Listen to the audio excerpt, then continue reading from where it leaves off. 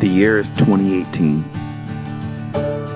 God's Plan is the #1 song in the country.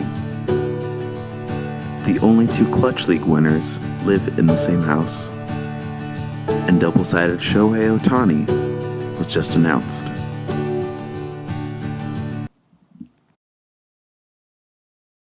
But that was 3 years ago.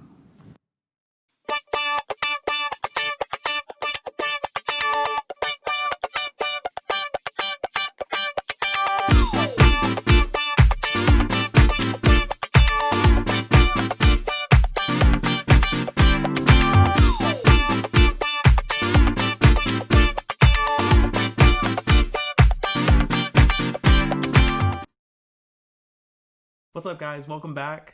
So this episode is dedicated entirely to the 2018 Strats that I want to see reprinted in 2021. If you haven't heard, Strats are on a 3-year rotation. So this year, the current Strats available are from the 2018, 2019, and the current year 2020 season.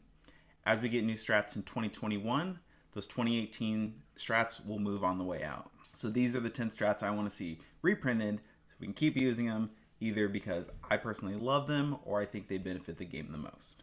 So to start things off, we actually have an honorable mention. That honorable mention is Not So Fast. This is an honorable mention mostly because I can't see this not getting reprinted.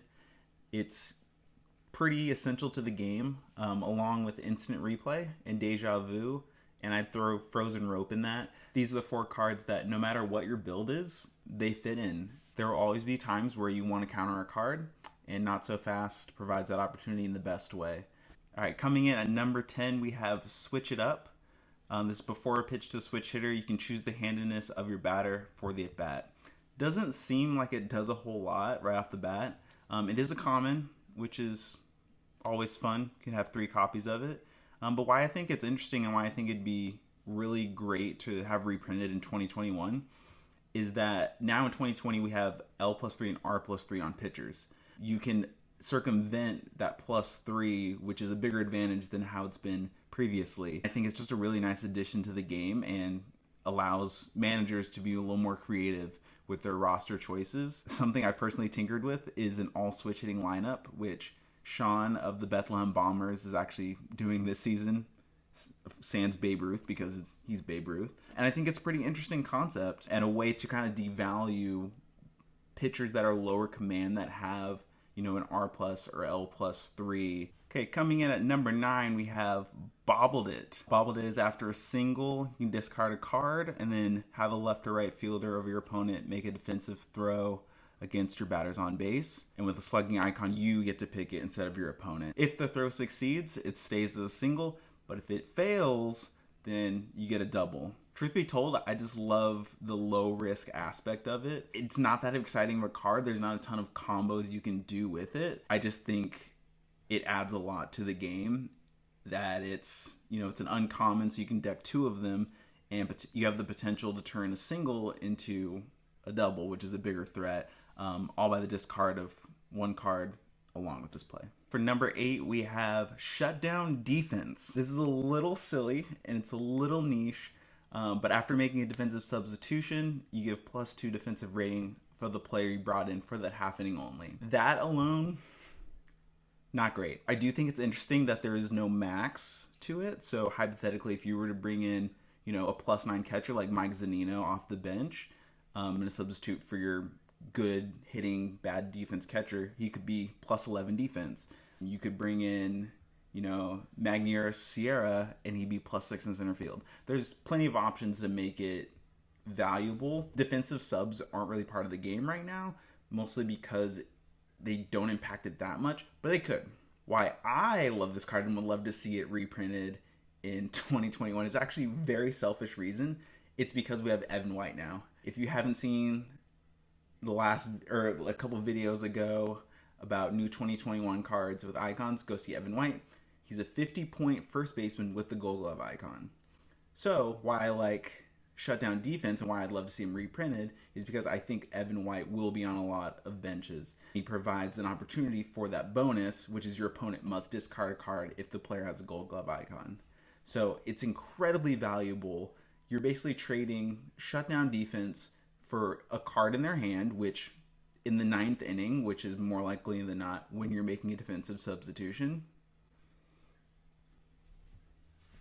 So like I was saying before I was rudely interrupted, if you're bringing in a defensive substitution, is more likely than not in the ninth inning, and having your opponent discard a card that they may need to make a comeback in the ninth inning is pretty valuable, especially because you don't have to discard an additional card for this. You just have to bring in someone off the bench with a gold icon.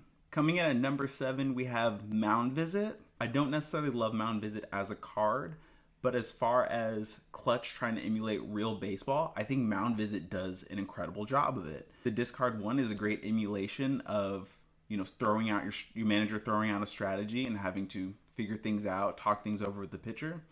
And the +1 to each pitch for each runner currently on base is a great emulation of, a pep talk, getting things organized, getting a game plan into place so you can, get out of the inning. The icons are a nice boost because it factors in the fact that, if you're playing a card like Mound Visit, chances are there's not just one runner on, and therefore it is more of a clutch situation than Clutch Baseball defines. At number 6, we have Go Big or Go Home. So the main reason why I want to see Go Big or Go Home reprinted is that extra base hits are the lowest they've ever been. Previously, we had a couple 14 doubles with 17 Brian Dozier, 17 Matt Carpenter, and a couple others. But now in 2020, we have cards that can double at 13, like Sam Hilliard or Sean Murphy. And so Go Big or Go Home's value just went way up. In 2019, doubles were a little more down, so this card was less valuable. You would get lucky if you had someone doubling at 16. But now that you have the 13 and 14, maybe pair Go Big or Go Home with Deep Drive, one of my favorite combos. I think Go Big or Go Home has a really good place in 2021. Number 5, Lead by Example. I think this card is one of the coolest clutch cards because it encourages you to stack icons, and no other card does that. From that standpoint alone, it should be kept. From playability, I think it has a lot of value as well. At the very least, it's getting you +2 your next swing. Already good value. Now, if the one who got the RBI has the RBI icon, it's +3.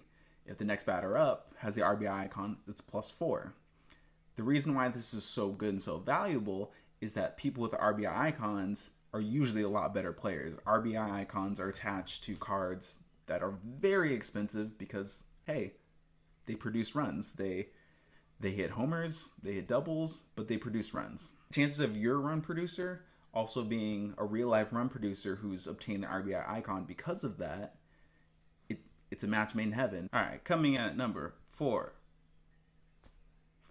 We actually have 4 cards, which is very fitting. And the reason why I have 4 cards in the spot, because they're essentially all the same card. And that's Make 'em Pay, Primetime 2.0, Under Pressure, and Make Some Noise 2.0. All the 2.0 versions of the 17 cards. The main reason why I want to see these cards reprinted is because they cut right to the core of the game. The game is called Clutch, and these cards quite literally factor in your pitcher's clutch or your batter's clutch in a clutch moment. It would be a shame to jump into a season without some form of this. All right, we finally made it to the top 3, and number 3 could definitely be higher. I was teetering between 3 and 2 for this one. Number 1 is undisputed for me. But ultimately for number 3, I went with Golden Ratio. This card is insanely powerful.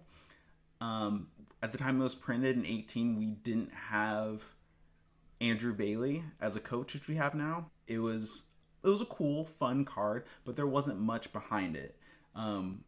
As someone who attempted a low rotation, high bullpen pitching staff during a season, that was the first time I didn't make the playoffs.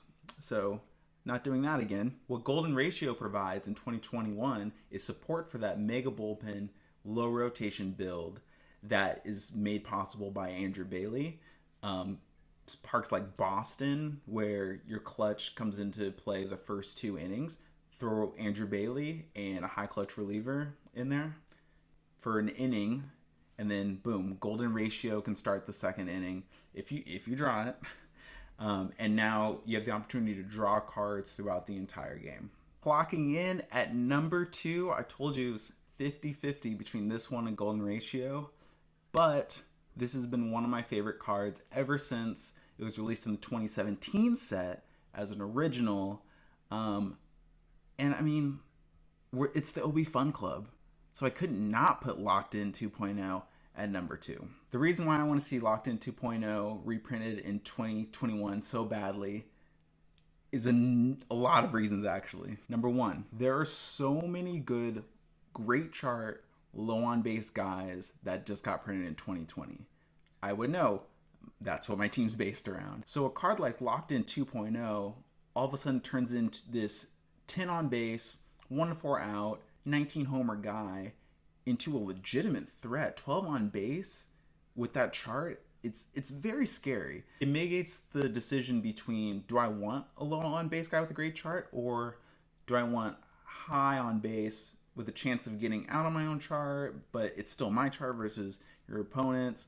Locked In 2.0 kind of gets rid of that. Number 2, super easy to trigger. After an RBI hit, doesn't have to be, with 2 outs, an RBI hit with runners in scoring position. It could be a homer, it could be a triple, it could be a single, anything. However you get them home via hit, you can trigger it. Number 3, icons, which is ironically the number of icons that are listed on the card. As 2021 essentially becomes an extension of the 2020 card set, you're just going to get more MVP, slugging, and RBI icons that you can throw onto there. So not just in the award winners that we've already started to see roll out, but in also the throwback cards. More likely than not, the ones that are getting printed have a slugging icon or an RBI icon, or MVP if you're feeling really saucy and want to throw in another Ted Williams card. So I think the potential for this not just to be an on-base growth, but also a swing bonus is pretty great. One of the biggest downsides of Locked In 2.0 is, even though it's really easy to trigger, it's also really easy to lose. If your batter doesn't get on base with a walk or hit, it goes away. And with inertia rotating out, and with inertia definitely not getting reprinted, it does lose some value. But this is the OB Fun Club, so we love more on base. Does it really need more on base? Yes. More on base. More? More. More on base, you ask? So if you want more on base, here is my number 1 card I want to see reprinted in 2021. I know what you're thinking. Hey, Locked In 2.0 already gives me +2 on base. How could I possibly get more on base? Well, I'll tell you. If your batter has +3 clutch, then Cold Blooded will give him +3 on base. And a power die. Cold Blooded is one of those cards that is just incredibly powerful on its own, without being game-breaking like Hail to the King or Legends Never Die. The reasons why Cold Blooded kind of separates itself in power level from Hail to the King and Legends Never Die is that those two don't have to be in clutch moments. So that alone already tapers it. The second part about Cold Blooded that tapers it from those other two is that you don't have to use it on a batter with positive clutch. Obviously, the negative clutch isn't great, but if it's a late game and you need a hit badly, throw on Cold Blooded. Imagine a situation where it's in the bottom of the 9th, you're down like 2 runs, bases are loaded, and you have a -3 clutch guy come up. If you're facing someone like Dellin Betances or Josh Hader or Quisenberry, or one of the many dominant relievers that are available with your number 9 hitter, chances are he's not getting it on his chart anyway. So just throw Cold Blooded. Yeah, I'll take the -3 and you can have the advantage. It's a free power die. Cold Blooded is essentially Locked In mixed with See It Clearly. It just happens to be in a clutch moment. It's just a strong card, even if it's for 1 at bat, but it's so game-changing if you're able to get it off. Thank you guys once again for watching. Let me know which 2018 strats you want to see reprinted in 2021 down below in the comments. Don't forget to like and subscribe, because we've got more leaks, more content like this coming down the way, because this is the OB Fun Club.